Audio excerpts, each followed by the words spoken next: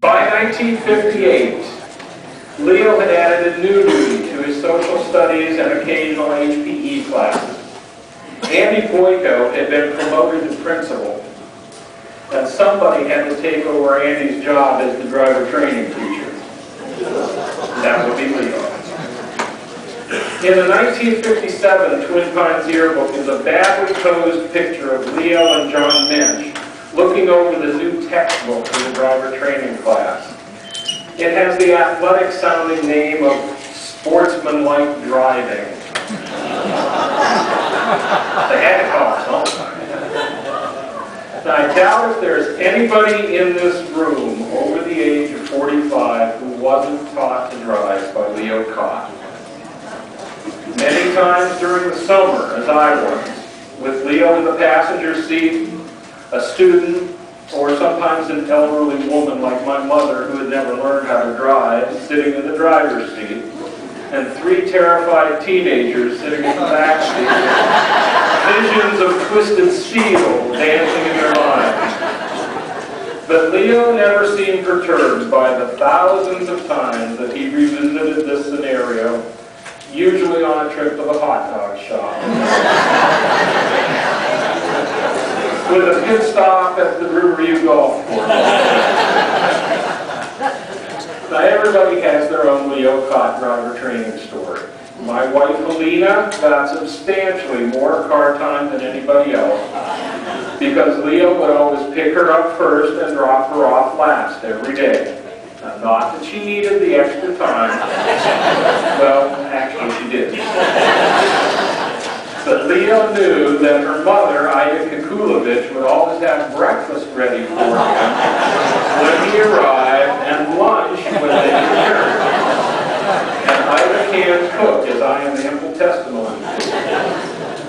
Now, well-fed Leo was a sleepy Leo. And I'm sure everybody here has heard the legendary story of Leo telling an early morning student to keep driving until he told him to stop, and then proceed to fall asleep as the obedient student drove all the way to Pittsburgh.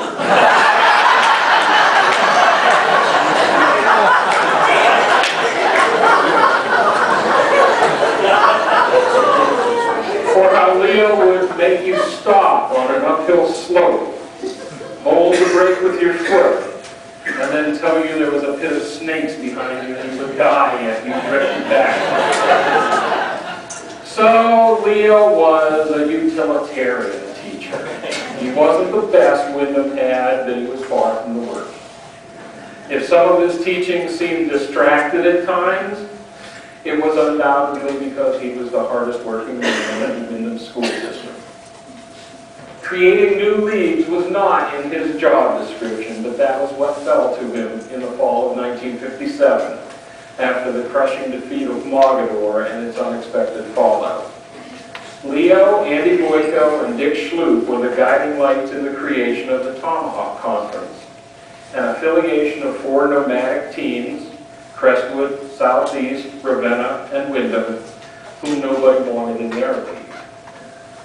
Since there were only 3 football-playing teams in the Tomahawk, with Ravenna choosing to remain outside in that sport, the schedule for the 3 years of the Tomahawk's existence resembled the 4 preceding years of independent play. So Marlington, Goshen Union, Brewster, Kent State School, Boston Township, and Newton Falls remained as prominent as old rivals like Garfield. New faces appeared on Leo's staff. Dick Schloop had moved on to a position as basketball coach at the Ashtabula branch of Kent State University in preparation for a career in college administration that took him to Norway, Texas, and Oklahoma. His basketball replacement was Arch McDonald, who became Leo's football assistant. For the first time, a 3rd coach joined the staff, the new track coach, Joe Constantinos. Now again, I delivered a complete history of the Tomahawk Conference 2 years ago, and if you can't wait for the book, just Google Tomahawk Conference Ohio on the internet to find the short version, without all the good stuff I say for these classes. There now hangs in the Marty Hill Gymnasium a gorgeous, large color banner, complete with the logo of the Tomahawk Conference, which I unearthed, listing the 6 championships which the Bombers won in the Tomahawk Conference. 3 in football, 3 in baseball. And Leo Cotton was the head coach for every single one of those teams. He guided the careers of All-State first-team halfback Dave Flower, future athletic directors Bill Eisler and Jim Berner, Windham Hall of Famer Bill Bryan, future mayor Jim Moore, All-State track star Jack Steiner, the baseball career of the phenomenal Bobby Higgins, and the lives of the many Tomahawk athletes who are sitting out here in the audience in front of me tonight. And they are my old friends, and I'm glad to see them. When the Tomahawk Conference dissolved in early 1961, after Leo had taken his Bombers baseball team all the way to the state championship game, Windham re-entered a humble Portage County league which no longer held its nose at the idea of playing an exempted village school. The fall of 1961 was not a good year for the Bombers to step up in competition. They would be playing teams they had never seen before, both inside the league and out, since Leo added an opening game against the reserve team from Alliance High School. And the graduated class of 1961 had contained some of the greatest athletes in Windham history. So it's no surprise that more people, including Mayor Robert Nuttall, were excited by Windham's late September sesquicentennial celebration, which 25,000 people attended. We ought to break that record next year, right, Linnea? They were more excited by the sesquicentennial than the Bombers football team.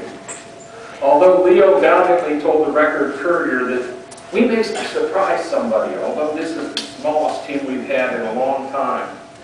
The reporter also got him to admit that we have lots of lettermen around because we give letters to everyone when we win a championship. Well, something new was in the air, however. Cy Smith, a Windham basketball star from the 1930s, had started a Pee-wee football team. Little kids running around in football gear was a novelty everybody enjoyed. And names like Alan Cott, Larry Steiner, Jerry Downey, Dave Qualls, and Ozzie Pinson began to appear in tiny print in the back of the sports pages. One day, far in the future, they moved to the headlines.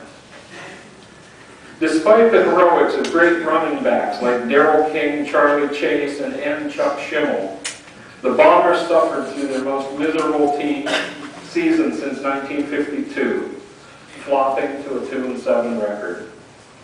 In the Newton Falls game alone, Tom Turner broke his foot, Dean Gaskell dislocated his knee, Terry Purdy broke his arm, and Darrell King separated his shoulder. It was that kind of season. It didn't get any better in 1962. Longtime athletic booster Duke Turner was now the mayor of Windham. The Windham Rockets won the state Class F Hot Stove League title.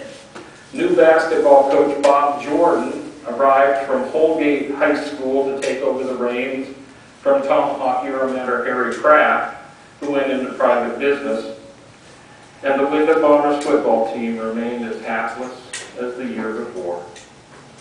Now, Leo knew what the year would be like. Along with his assistants, shop teacher Oscar Templer and gruff John Lowry, who had served in both the Navy and the Marines before going into teaching, he knew he didn't have the horses to keep up in the PCL race. It was worse than he could have imagined.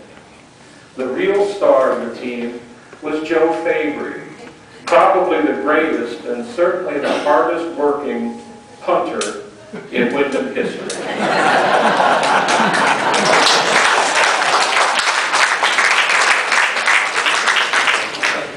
The Bombers were shut out in 4 games, even with workhorses like Darrell King and Dale Stalker, and linemen like Jerome McDaniel and Joe Lutz, who managed to get tossed out of all the 2 games that season.